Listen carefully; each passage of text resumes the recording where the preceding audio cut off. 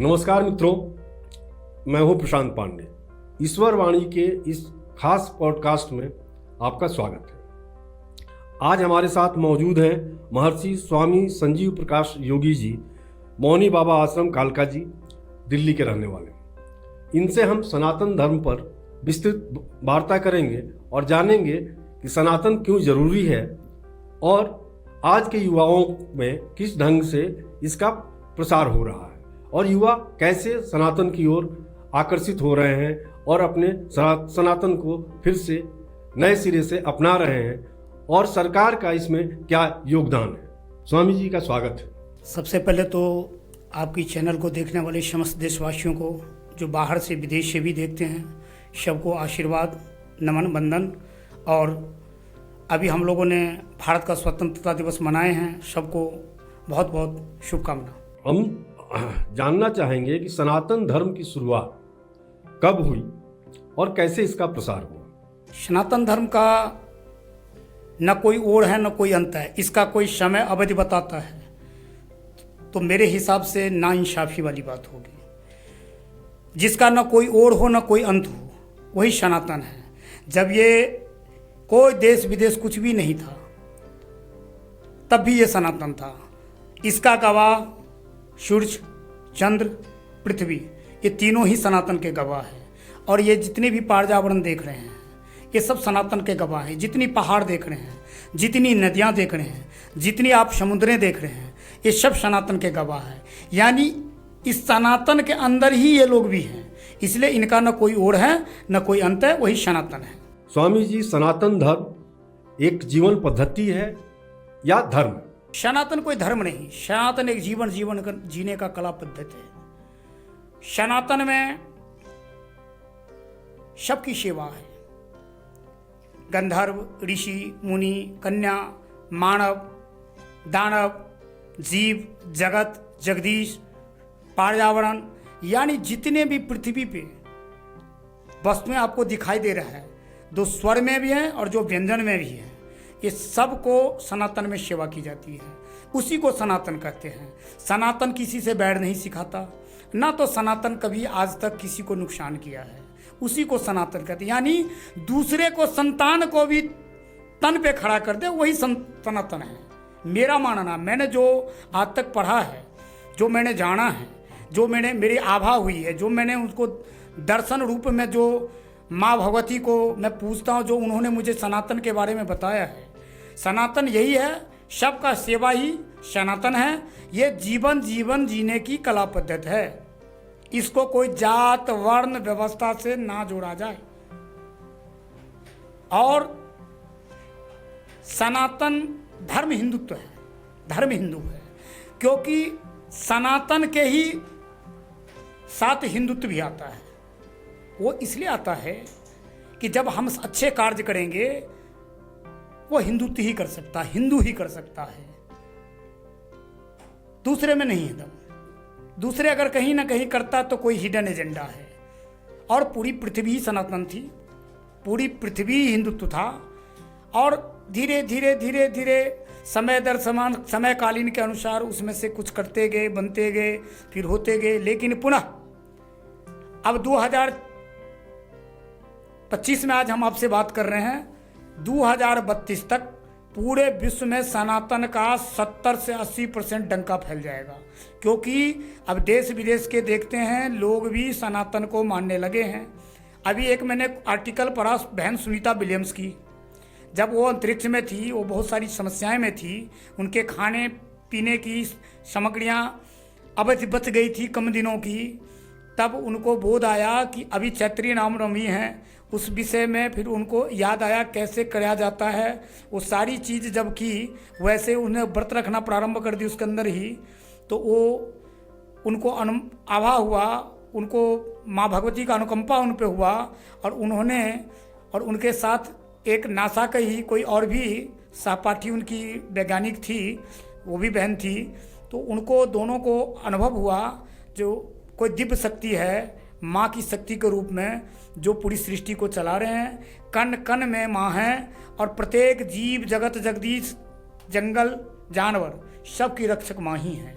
इसलिए सनातन को इससे आनंदित करता है, सनातन की श्रृंगार करता है ये विषय। और किसी भी चीज को जागृत करने के लिए आपकी आभा जैसे प्रकट होगी, जब आप उस चीज को जप तप यम नियम के साथ करेंगे तो निश्चित आभा प्रकट होगी। जैसे कई लोग कुंडलिन बोलते हैं, चक्र बोलते हैं, तो ये सब अलग अलग माध्यम से अलग अलग सिस्टम है। आपको जो बोध कराने वाला वो गुरु भी शाब्दिक गुरु हो, ना कि आप ये कर लो तो ये हो जाएगा, ये कर लो तो होगा, ये गुरु का काम नहीं है। गुरु तो सिर्फ अपनी शब्द देते हैं, उस शब्द की जप तप करने के बाद निर्भीक होके वो जो उनके शिष्य होते हैं, जो भक्त होते हैं, वो राष्ट्र कल्याण की चिंतन के लिए निकल पड़ता है, विश्व की कल्याण की चिंतन करता है। वो अपना कल्याण उस दिन से भूल जाता है। जब वो एक पिंड देख रही थी जो मेरे जो अंतरिक्ष स्पेस में थी, वो देखी एक पिंड मेरी तरफ आ रही है, तो वो सोची जब तो बहुत नज़दीक आ गई है, शायद हो सकता हम भी बचें ना बचें, तो वो उस समय में वो व्रत धारण करके और वो अपना माँ की और श्रीमद् भागवत कथा और मतलब जो है रामायण की वो वादन करती थी, रोज पढ़ रही थी, और दुर्गा सप्तशती की कुछ श्लोक वो जप कर रही थी, और उस पर उसकी नज़र पूरी पैनी नजर थी बहन सुनीता विलियम्स की। तो जब देखी तो उसे ये भी पता लगा कि आज तक मैंने उनको जो धर्म को मानती थी वो देखी, आज तक मैंने सब नियम किए, कुछ नहीं मिला, लेकिन श्रीमद् भागवत गीता और रामायण जब से मैं पढ़ी हूँ इस अंतरिक्ष के अंदर, मेरी सामग्री भी नहीं घट रही है, और वो जो स्पेस से जो आ रहा था वो एकाएक धुएं की तरह वो पिघल गया, जैसे बर्फ पिघलते हैं उस टाइप से वो डिस्ट्रॉय हो गया। तो उन्होंने कहा जो ये तो ट्रू है, दिस इज द नेचर, यही नेचर ऑफ लॉ है। तो उस दिन से उनको ये आ गया कि शक्ति है और शक्ति से ही पूरे विश्व क्रियावान है। सनातन का मूल्य और दर्शन यही है कि सनातन में जियो और जीने दो, सेवा ही संकल्प, जीवन का एक ही विकल्प। दर्शन ये है कि एक सनातनी भाई, दो सनातनी भाई कोई सेवा के लिए कहीं देखते हैं आप कुछ लगा दिए सेवा के लिए, तो 5 हाथ बटाने आते हैं, 5 से वो 25 हो जाते हैं, 25 से 100 होते हैं, 100 से हजारों में जाते हैं, 1000 से लाख में। यही चीज प्रकटीकरण जो है, सेवा ही संकल्प, जीवन का एक ही विकल्प, ये सनातन की मेन ताकत है और यही सनातन धर्म कहता है। सनातन का अर्थ और इसका महत्व क्या है और क्या इसका इतिहास रहा है? मैं परिभाषित तो इस ढंग से करूंगा कि जो जिस भाषा में समझता है हम लोग उसी भाषा में जवाब दें। हमारे देश को हर जात हर प्रजात की आवश्यकता है, हिंदू मुस्लिम सिख ईसाई सबकी जरूरत है, क्योंकि एक बाग में सब फूल अच्छे लगते हैं। लेकिन हमारे देश को अब्दुल कलाम चाहिए, मौलाना मजहूल हक चाहिए, ओसामा बिन लादेन और दाऊद इब्राहिम नहीं चलेगी। ये मेरा सनातन सिखाता है, क्योंकि मेरे एक हाथ में माला है तो दूसरे हाथ में भाला है। हमने शास्त्र पढ़ा है सो शस्त्र की भी प्रशिक्षण लिया है। ये हमारे पूर्वजों ने ही हमें इस चीज़ का आभा प्रकट करवाए हैं। तो इसलिए सनातन में सहिष्णुता भी है, ज्ञान भी है, दिव्यता भी है, प्रचुरता भी है, भरपूरता भी है, सेवा भी है, संकल्प भी है, निधि भी है, विधि भी है, प्रचुर भी है, भरपूर भी है। कौन क्या रूप में सनातन से लेना चाह रहा है और क्या लेना चाहता है, ये उस सामने वाले पे निर्भर करता है। सनातन मैंने बताया ना आपको, न इसका कोई ओर है न कोई अंत है, ये अनंत है, इन्फिनिटी है। इसका रस जिसको चढ़ गया समझिए वो हरि का हो गया, और हरि से मिलने के लिए पूरी दुनिया भटक रहा है। और उनसे मिलना बिल्कुल सिंपल है, आप सनातन पद्धति पर चले, जीवन कला पद्धति, जात नहीं है। इसका कोई जातिकरण वर्गीकरण करता है वो गलत है। सनातन एक जीवन जीने का मूल्य व्यवस्था है, मूल्य अचूक महामंत्र है। जैसे कहते हैं ना गायत्री मंत्र यज्ञोपवीत जिसको हो रखा वो करना ही चाहिए, सावित्री मंत्र, वैसे जो सनातन को मानेंगे उनको ये सेवा भावना जागृत होगा, यही उसका गायत्री है। महाराज जी, हम बात कर रहे हैं कि सनातन किस ढंग से फला फूला बढ़ा, आज विश्व व्यापक हो गया है एक तरह से देखा जाए तो योग और सनातन का और ध्यान का, सनातन का वैश्विक प्रभाव आप किस ढंग से देखते हैं?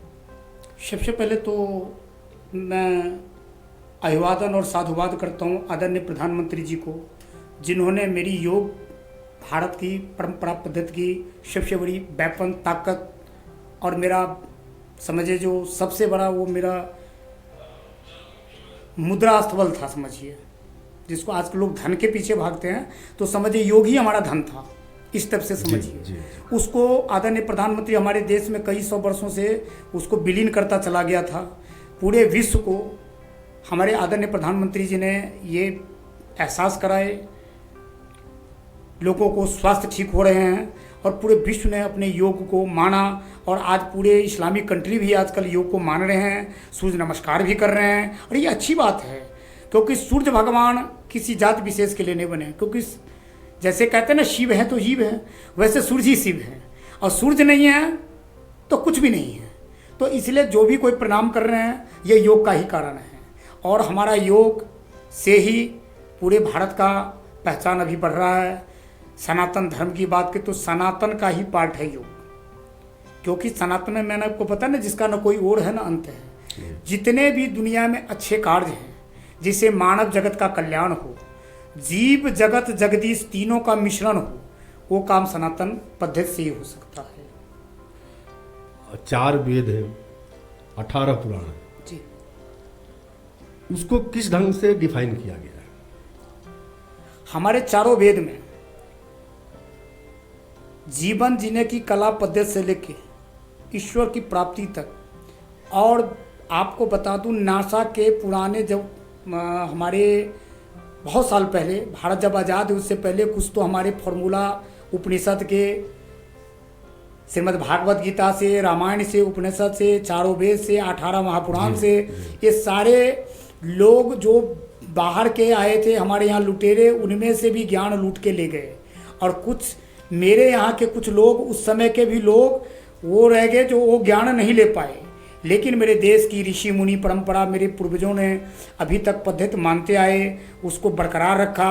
आज भी इसीलिए वेद हमारा मजबूत है, इसीलिए हम पूरी दुनिया को अपनी भेद नहीं बता के दुनिया का भेद जान जाते हैं। ये मेरे वेद का ही कारण है। उपनिषद हमारा है। आज जितने भी आप देख रहे हैं उपनिषद वेद में जो कहा गया, चंद्र ग्रहण कब लगेगी, सूर्य ग्रहण कब होगा, ये सारी चीज़ें वैज्ञानिक बाद में बताते हैं, पहले मेरे उपनिषद वेद बताता है। तो यही हमारी वेद का ताकत है। ये सब, इसके लिए अलग डिबेट भी रख सकते हैं आप, फिर अच्छे से हम इस पर खूब बड़ी विस्तृत रूप में बताएंगे भी। क्योंकि वेद जो है ना, ये मानव जीवन का पूरी भेद को जानता है और रहस्य को बताता है। और इसको जो मान जाते हैं, जो इसको अमृत स्वरूप पी जाते हैं, अमृतपान कर लेते हैं, वो अगर किसी के पास जाते हैं तो वो भी अमृतांजल हो जाता है, अमृत स्रोत हो जाता है उसके पास भी। यही मेरा वेद है, यही मेरी वेद की पवित्रता है। और वेद के ही कारण, जैसे 0 0 हमने दिया, चाणक्य हमारे हैं, आर्यभट्ट हमारे हैं, ठीक है।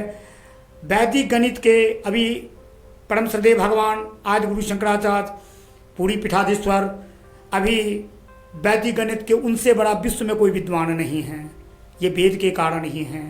जो इनको अभी आप वर्तमान में जाके बात करते, उनसे आए दिन नासा के बड़े वैज्ञानिक, कई देश के राष्ट्राध्यक्ष, प्रधानमंत्री, राष्ट्रपति, उनसे आए दिन उनसे मार्गदर्शन लेते रहते हैं। हमारे स्वयं देश के प्रधानमंत्री जो हैं, जो इस सब चीज़ परंपरा को जागृत कर रहे हैं, मान रहे हैं, और वेद के लिए, उपनिषद के लिए बहुत काम सब कर रहे हैं, बहुत सारा चीज़ की व्यवस्था कर रहे हैं। इसीलिए पुनः अभी जो सनातन है, जो सनातन संस्कृति है, सनातन जीवन का पद्धति है, ये एक बार फिर, जैसे कहते हैं ना, कोई 18 साल का युवा लबालब अपनी यौवन से भर जाता है, वैसे ही अभी हमारा सनातन पूरे विश्व में यौवन स्तर पे आ गया है। बीच में कुछ आक्रांताओं ने हमारे सनातन पर कुंठा प्रहार किए, हमारे सनातनवाद भाइयों बहनों पे भी प्रहार किए, जो इनके मानने वाले हैं, जो इनकी जीवन कला पद्धति से जीना चाहते हैं, इन सबको उन्होंने परिवर्तित किया। मेरे देश में बहुत सारे नेक्सेस चल रहे हैं, जैसे सेवा के नाम पे तो सेवा ही है, लेकिन आप जानते हैं बहुत ऐसे विदेशी लोग हैं जो यहाँ नोबल लेके चले गए। किसी ने किस नाम से, ऐसे बोलूँगा फिर विवाद हो जाएगा, मैं किसी का नाम नहीं लूँगा। कोई माता बन के आसे गया, कोई राष्ट्रपिता बन गया, कोई कुछ बन गया, लेकिन मैं तो परम सत्य कह रहा हूँ, मेरे देश जो है सनातन वादियों से भरा हुआ है। सनातन की जो सिद्धांत है, जो परंपरा है, उससे जीवन कला से जैसे जिएंगे, आपको ईश्वर के पास जाने की जरूरत नहीं पड़ेगी। स्वयं ईश्वर आपको अपने गोद में ले लेंगे, आपको समेट लेंगे, आपको अपने पेरेंट्स की तरफ प्रेम देंगे, आपको अपने बड़े मार्गदर्शक के रूप में आपको दिखाई देंगे। हम लोग जो बात कर रहे थे अभी बीच में, आपने चर्चा किया कि वेद से ही सब कुछ आया है। तो जैसे जो त्यौहार होते हैं, सबसे बड़ा त्यौहार होता है नवरात्र। तो 4 नवरात्र साल में कहते हैं कि 4 नवरात्र है, 2 गुप्त है और 1 चैत्र, होली है, दिवाली है।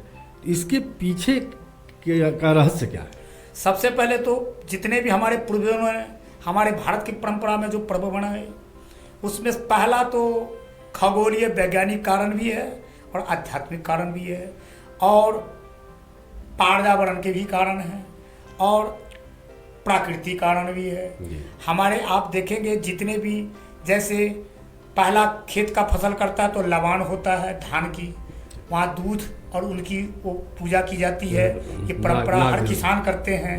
ठीक, छठ आती है जो पूर्वांचलों में मनाए जाते हैं, उसमें आप देखिए सारी नेचुरल, अब तो पूरे देश पूरे देश मना रही है। वैसे मुख्य रूप से पूर्वांचल के लोग कहते थे, लेकिन अब तो पूरा देश मना रहा है। तो उसमें आप एक भी फैब्रिकेटेड चीज नहीं देखेंगे, बनावटी, सब प्रकृति से संबंधित, अदरक, कुशियार, हल्दी, यानी नारियल, जो भी चीज देखिए, बांस की, नींबू, बेम्बू बांस की सारे बर्तन, यानी एक भी चीज आप नहीं देखें जो इस प्रकृति से, पर्यावरण से जुड़े हुए नहीं है। और इसमें सब पर्यावरण के भला करने वाला है।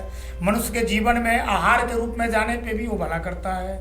तो इसलिए हमारे जितने पूर्वजों ने पर्व त्योहार मनाए हैं, होली है तो आजकल चाइना के या केमिकल के दुनिया के रंग लोग ले लेते हैं, नई नई पैसे लोगों को हो गए, नई नई पर्वों का मनाने का तौर तरीके, क्योंकि अभी 5G 6G चल रहा है।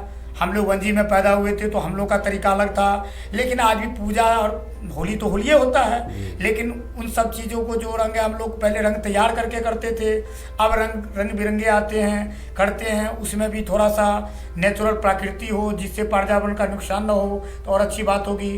तो ये सब सोच के ही मनाए गए हैं, क्योंकि उस समय में गेहूं का फसल होता है, मालपुआ होती थी। अब लोग बीकानेर सुर से या किसी सुर से ले आते हैं, पहले मालपुआ और खीर की बताती।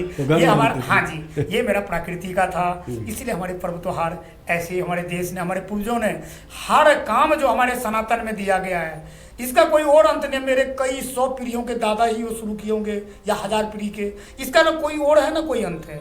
आगे अंत भी नहीं समझ में कोई कह सकता जी इस दिन अंत है, ये कोई नहीं बताएगा। तो यही मेरी सनातन का ताकत है। तो सनातन को आज के जमाने में क्या प्रासंगिकता है, थोड़ा इस पर प्रकाश डालें आप। सनातन की प्रासंगिकता की क्या कहें। सनातन को कोई दे तो नहीं सकता कुछ, लेकिन सनातन से हर कोई ले सकता है, वो कोई भी हो।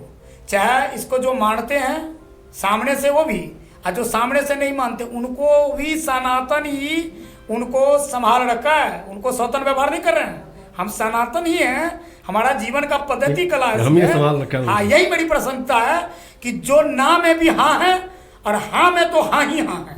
यही मेरी सनातन की प्रसन्नता। अच्छा, देखा जाता है आमतौर पर कि आज के जो बाबा लोग हैं, बड़े बड़े बाबा, उनको सुरक्षा चाहिए, उन तक पहुंचना दुभर है, जबकि कहा जाता है कि संतों तक पहुंच सुलभ होनी चाहिए। इसको किस रूप में आप देखते हैं? देखिए, हर बाबा का अपना अपना, आपको देखा, आप अकेले आए, ड्राइवर के साथ आ गए आप। मैंने आपको बताया ना, प्रत्येक व्यक्ति को पैसे चाहिए, चाहे वो पैसा कहीं से भी आए, लेकिन उसको सुरक्षा करने के लिए ईमानदार आदमी चाहिए। उसको सिक्योरिटी गार्ड जो होगा या उसके दाएं बाएं कमर, वो ईमानदार चाहिए। हमारे हिसाब से कभी कबीरदास के पीछे कोई बाउंसर नहीं थे, भगवान महावीर के साथ कोई पुलिस नहीं चलते थे, गुरुदेव नानक देव के साथ उन्होंने अपने 10 पुत्रों का बलिदान दे दिए। ऐसा परंपरा, ऐसा परब्रह्म को कोटि कोटि नमन है। ये होता है ताकत, ये होता है संतों का ताकत, देवताओं का ताकत। उनको किसी की जरूरत नहीं पड़ी, अपने 10 पुत्रों का बलिदान दे दिए। और आज मेरे माथे पे तिलक और हाथ में कलावा है और सनातन संस्कृति बची हुई है। तो नानक देव का उसमें बहुत बड़ा रोल है, बहुत बड़ा उनका त्याग है। उस त्याग बलिदान को, उस पर ब्रह्म को मैं नमन करता हूँ, प्रणाम करता हूँ। तो पहले के संत आज भी ऐसे ऐसे संत है, वृंदावन जाइए, हरिद्वार जाइए, उनको नहाने का बेचारे को साबुन नहीं है, तेल नहीं है, लेकिन वो रात में कहते रे मोहन मैं चल नहीं सकता, उसकी बाल्टी चारपाई के नीचे भरी मिलती है। ये नारायण की कृपा है उन पे, उस पूरे परम सिद्ध है, उनकी कोई आश्रम नहीं है, वो किसी बाबा के आश्रम में प्रसाद पाते हैं। आप जैसे हम जैसे कोई लोग गए कभी दक्षिणा दे दिए तो उनकी उस समय चलती रहती है रोजमर्रा, लेकिन हरिनाम जब करते हैं सनातन की असली परंपरा की ताकत वही है। रहा बात ये सिक्योरिटी और बाउंसर लेके जो बाबा लोग चल रहे हैं, ये सब धन्ना बाबा है। ये लोग राष्ट्र कल्याण सनातन कल्याण कम कर रहे हैं, और वो अपनी, और यहाँ का मानव भी ऐसा ही हो गया है, मार्केटिंग हो गया है। आज आपके स्टूडियो में आप खूब अच्छी मार्केटिंग है, मेरे पास 500 फोन आने कल से शुरू हो जाएंगे, बाबा ही सब कुछ है। हमने ऐसे कई बाबाओं के सानिध्य में रहा है, जिस बाबा को मैं जानता हूँ, ये आपके इस पर नहीं बोल सकता, क्योंकि धर्म तो धर्म है, और कोई भी है सनातनी है, मेरा भाई है, मेरा ताकत है, मेरा अभिमान है, मेरा स्वाभिमान है। मैं किसी को एक पे नहीं कर रहा हूँ कटाक्ष, लेकिन बाबाओं को इन सिक्योरिटियों बंसलों से वंचित रहना चाहिए। संत को जीवन का अंत, कहते हैं ना मन का अंत हो जाए तो वो संत हो जाए, जब मन का अंत हो गया तो जीवन का अंत की क्यों चिंता। ये मेरे भी कई बार मन में आता है। हमें भी कई शिष्य लोग बोलते हैं महाराज श्री ये आपके ऐसे व्यवस्था है, तुम्हें कोई व्यवस्था की आवश्यकता नहीं है। भारत देश में ही रहना सबसे बड़ा परम व्यवस्था है। मेरा जन्म भारत में हुआ, जहाँ सारे रस में ना स्वयं सूर्य भगवान दर्शन देते हैं। एक दिन सूर्य ना निकले, 2 दिन ना निकले, सारी चीज धरी की धरी रह जाएगी। हवाएं 1 सेकंड के लिए बंद हो जाए, सारी चीज धरी की धरी रह जाएगी। तो इसलिए इन संतों से भी अनुरोध करूंगा, क्योंकि आप तक हर नागरिक जाना चाहता है, हर गरीब से गरीब लोग जाना चाहता है, लेकिन आप पशुधन के पीछे, जो धन पशु लोग हैं उन्हीं के पीछे आप रह गए लग्जरी गाड़ियों में, तो क्या संत बनने का फायदा।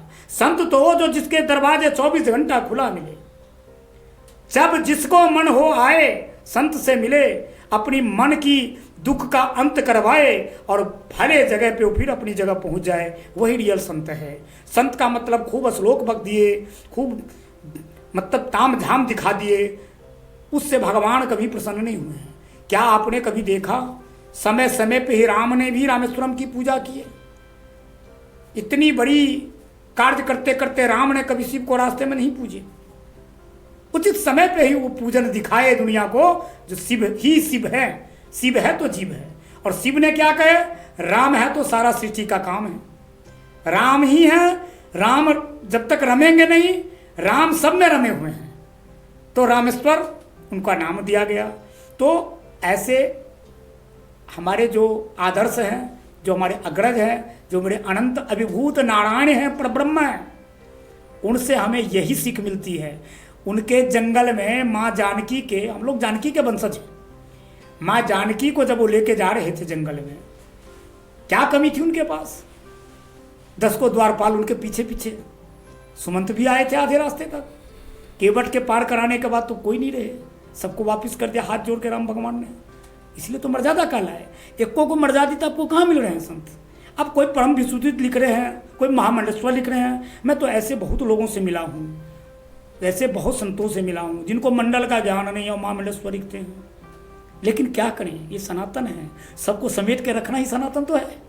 हम तो दुश्मन को भी गले लगा लेते हैं। इसलिए इस सब पे कोई कटाक्ष नहीं है। जो बाबा को धन पशु शिष्य सब है वो देते हैं, करते हैं, उन धन पशु को और बरकत करे। है तो मेरे भारत के मूल के ही, मेरी भारत की इकोनॉमी बढ़ा रहे हैं, क्योंकि हमारे प्रधानमंत्री जी कहते हैं वोकल टू लोकल। तो हम लोग चाहते हैं कि अच्छा करे, मेरे भारत की आर्थिक स्थिति अच्छी रहे, यहाँ कोई गरीब भूखा ना सोए, गरीब बढ़ेगा देश बढ़ेगा, गौ गंगा गीता की सेवा हो, यही हम चाहते हैं। और वो किसी न किसी रूप में हर संत कर भी रहे हैं और करना भी चाहिए। लेकिन कुछ संत ऐसे हैं जो वाकई में वो संत के चोले में तो चले गए हैं, लेकिन वो दिन भर व्यवस्था में लगे रहते हैं, आर्थिक इकोनॉमिक ट्रांसफिकेंसी करने में लगे रहते हैं। तो उनसे भी निवेदन है कि वो थोड़ा ध्यान दें अपने भारत देश के बारे में। कोई कार्यक्रम हो, बड़े कोई कार्यक्रम करा दिया, 1 लाख का भीड़ हो गया, उसमें सुधरा कितने आदमी? गांव गांव में कथाएं हो रही है, श्रीमद् भागवत कथाएं हो रही हैं, ये मेरी देश की ताकत है। लेकिन सुधार कितने लोग रहे? भाई से भाई अलग हो रहा है ना? क्यों? माँ बाप को लोग छोड़ दे रहे हैं। इसलिए कि जो कथा वाचन करते हैं उनके जिब्या पे परब्रह्म होना चाहिए, माँ सरस्वती का वास होना चाहिए। यानी हम लोग 10 आदमी से बात करेंगे तो 9 आदमी को डाइवर्ट कर देंगे, लेकिन इतनी भीड़ में वो नहीं हो पा रहे हैं। दुकानदारी किसकी चल रही है? बाबा की चल रही है। आयोजक की और बाबा की। ऐसी आयोजन हो तो 10-10 आदमी हर घर में प्रचार करें ना जाके सनातन की, तो और ज्यादा मजबूती प्रदान होगी। जी। आज मेरी बारी थी 10 आदमी इकट्ठा करना है 10 घर में, और फिर 10 घर इकट्ठा करेंगे तो ये अलग ही प्रचार होगा, ये पूरे विश्व में फैलेगा और जल्दी। हम तो देखते हैं कि कथा के नाम पे वो इकट्ठे होते हैं 25-50 लाख रुपए, अगला दिन उसके बाद बाबा जी कहाँ गए और भक्त कहाँ गए। पीने वाले पीते ही रहते हैं, दूषित काम करने वाले दूषित ही कर रहे हैं।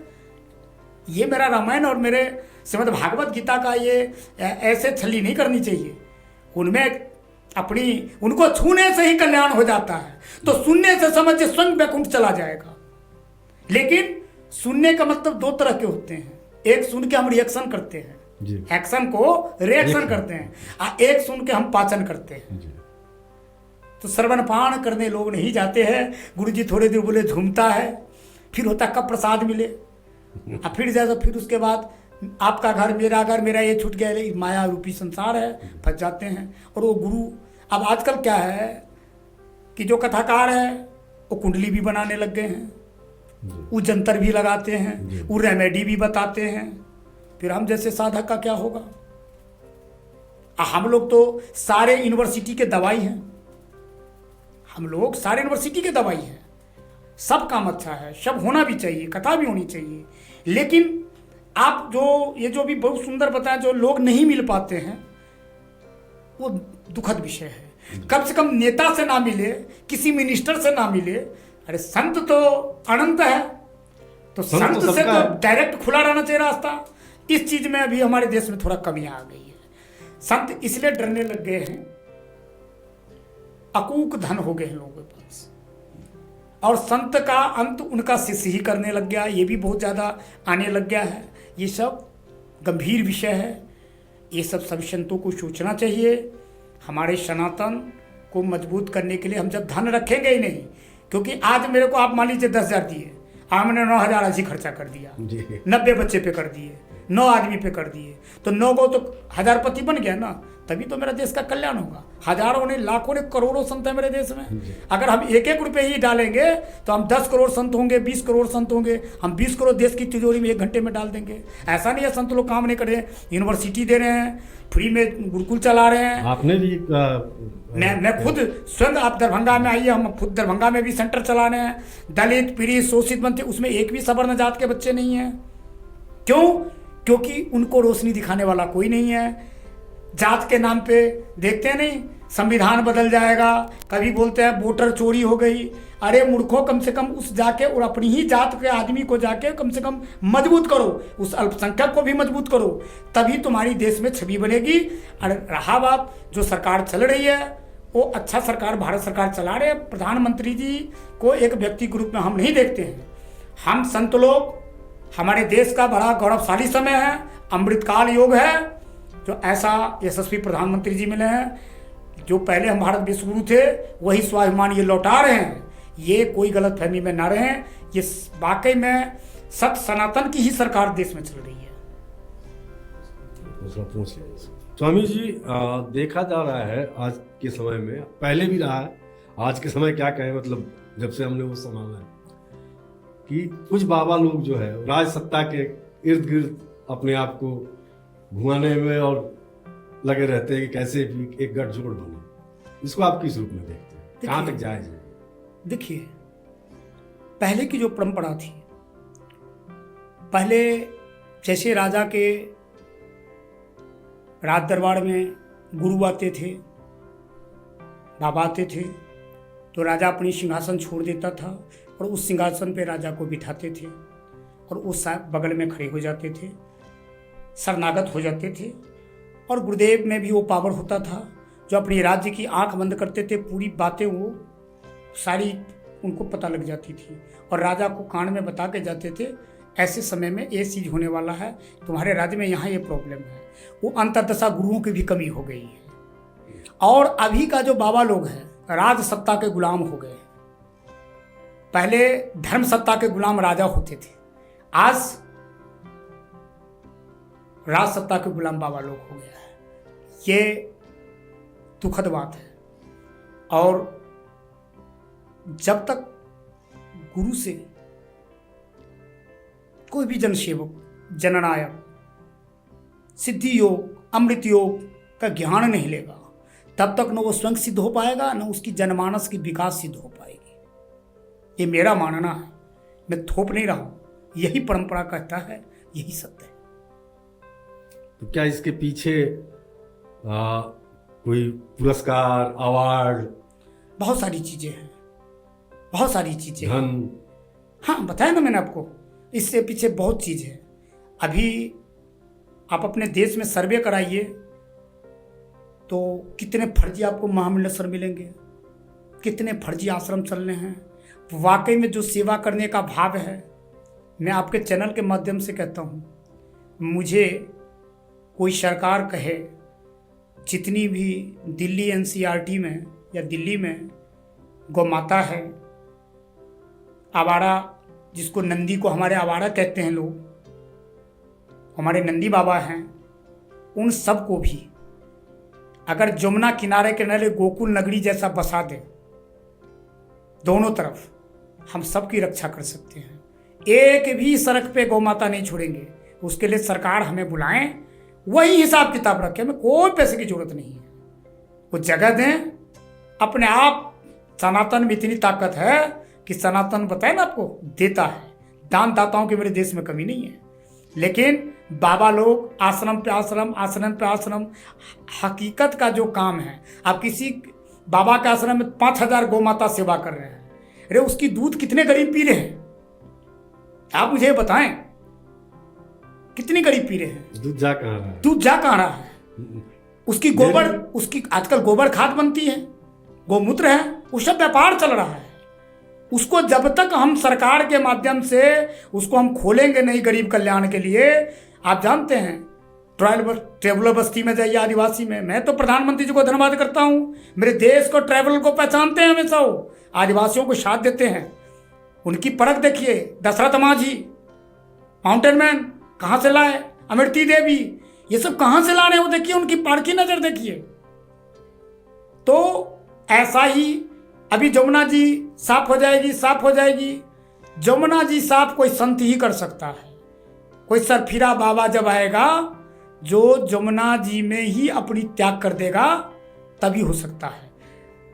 अन्यथा स्वयं प्रधानमंत्री जी बोले ना मैं करूँगा, तो वो अपने जैसे रिवर फ्रंट वगैरह किए ना वहाँ पे गुजरात में, या तो अपनी मॉनिटरिंग में करेंगे तभी होगा, अन्यथा हो रहा है, कर रहे हैं, चलता भी रहेगा जी।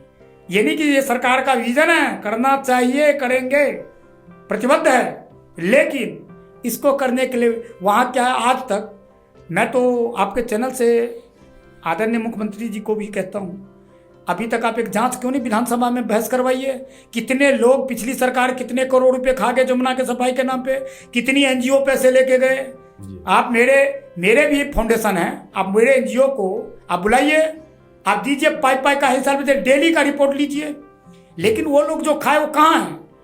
मैं ऐसे कितने लोग को जानता हूं जो जमुना की सफाई के नाम पे करोड़ों की प्रॉपर्टी बना के दिल्ली में धन कुबेर बन के घूम रहे हैं, ठीक है, लेकिन आज तक जमुना माँ की एक चम्मच मट्टी वो निकाल के ले नहीं गया, उसने गंदगी को साफ नहीं कर पाया।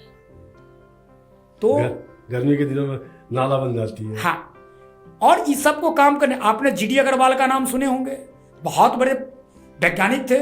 उन्होंने कहा था सरकार से कि मुझे आपसे पैसे नहीं चाहिए, मुझे आपसे पैसे नहीं चाहिए, मैं गंगा जमुना अविरल निर्मल कर दूंगा। बहुत बड़े वैज्ञानिक थे। उन्होंने अपनी शरीर त्याग कर दिए, अनशन पे बैठे बैठे 100 दिन 200 दिन बाद शरीर त्याग कर दिए। आज तक किसी सरकार ने उनकी संज्ञान नहीं ली। जीडी अग्रवाल की फाइल बंद हो गई। क्यों? कोई संत, और उनको आगे बढ़ाने वाले भी बड़े संत थे जो आजकल फर्जी बाबा बन के घूम रहे हैं, बड़े शंकराचार्य बन के घूम रहे हैं। मैं किसी का नाम आपके चैनल पे नहीं लूंगा, ये काम मीडिया का काम है, सरकार का काम है खोजे। जीडी अग्रवाल जैसे हमने रत्न खो दिए, दुख की विषय है। वो हमारे पर्यावरण के लिए बहुत बड़े क्रांतिकारी थे, अश्विन वैज्ञानिक थे। तो इस समाज देश ऐसे नहीं चलता है। जिसकी गुण है उसकी गुण का हम प्रयोग करेंगे तभी मेरा देश चलता है। तो इसलिए हम तो चाहते हैं कि माँ जमुना साफ हो जाए। तो बताया ना आपको, जो ये सारी ये चीज सब पर्यावरण कैसे रक्षा होगा, गौ गंगा गीता, जीव जगत जगदीश तभी मिलन होंगे। ये फार्मूला ही है। ये पर्यावरण की बात हमारे वेदों में की गई हाँ। है, हमारी ऋचाओं में की गई, ऋचाओं में, वेदों में, ऋचाओं में की गई, उपनिषद में की गई। बिना पर्यावरण के आप अभी देखिए, भारत जब आजाद हुआ तो हमारा डाइवर्सिटी लॉस कितना हो चुका है, 50%। हमारे पास कितने ग्लेशियर थे, 3-4 अभी पिघल भी गई है। और 2032 तक क्या होगा अगर गंगा माँ जमुना साफ नहीं हुई, मैली रह गई, तो 2032 के बाद भारत जो कहते हैं ना, जो 2000 हम विकसित राष्ट्र बनेंगे, अगर इस पे काम हम लोग नहीं किए तो हमारे बच्चे ईंट पत्थर ये खाएंगे नहीं। पर्यावरण को सुरक्षित रखेंगे तभी मेरे बच्चे जिएंगे, वो कोई बड़े काम करेंगे। यही जीवन पद्धति है, यही सनातन पद्धति है। इस चीज को खाली कहते हैं जय श्री राम, गौ माता की जय। ये हमारा रग रग में चल रहा है, नसों की खून की रवानगी में। हम कर्म क्या कर रहे हैं, हम कार्य क्या राष्ट्र के लिए कर रहे हैं, उस पर भी ध्यान देना पड़ेगा। ये चीज दुख की विषय है। तो अभी का जो युवा है ये हमारे सनातन की ओर भाग रहा है, सनातन को खींच रहा है अपनी ओर और सनातन की ओर जा रहा है। ये बहुत अमृत काल में उत्तम बातें हैं और विश्व का कल्याण भारत का ही युवा द्वारा होगा, ये मेरा मानना है। ये मैं नहीं कह रहा हूं, ये अभी का काल चक्र कह रहा है। भारत का युवा ही पूरे विश्व का युवा कहलाएगा। ये हमारा अमृत काल है। और इस समय हमारे भारत का जो प्रतिनिधित्व कर रहे हैं वो ब्रह्म स्वरूप मानव है। इसलिए अकल्पनीय और विस्मरणीय ये काल चलेगा। यही मेरी सनातन का है। धन्यवाद स्वामी जी, आप हमारे लिए वक्त निकाला, आपने हमारे स्टूडियो आए और सनातन पे हमसे बात। आपके भी सभी दर्शक को धन्यवाद। नारायण नारायण।